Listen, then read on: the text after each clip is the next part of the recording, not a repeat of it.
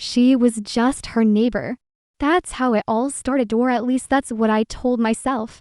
I had lived in my small apartment for 2 years, and I hardly knew anyone in the building.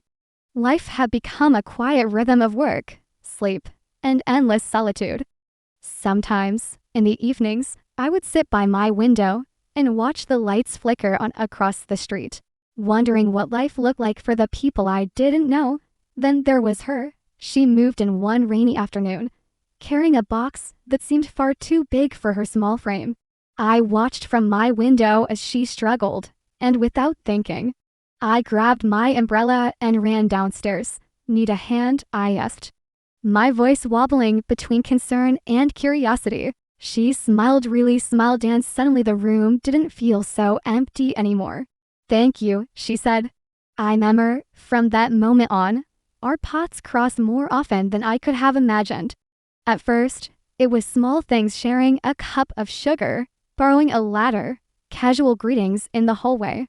But the more I saw her, the more I realized how lonely I had been and how much I craved connection. Emma had this warmth that seemed to reach into the corners of my life I had forgotten existed. One evening, she knocked on my door unannounced. I was startled but happy. She held a small bouquet of wild flowers. "I thought these might brighten your apartment," she said softly. My heart skipped, and I realized I had been waiting for her in ways I hadn't allowed myself to admit.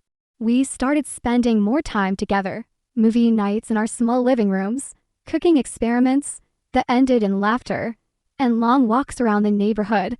With every conversation, every shared secret, I felt my walls crumble. Loneliness, which had been my constant companion, slowly turned into something entirely new. I remember the night it happened. We had stayed up late, talking about dreams, fears, and the kind of love we had both once thought impossible.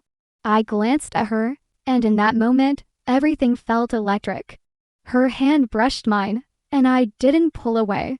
Instead, I let our fingers intertwine, and the world outside faded. "Do you feel it too?" she whispered. I nodded, words failing me. And then, somehow, we were leaning in closer, the space between us dissolving.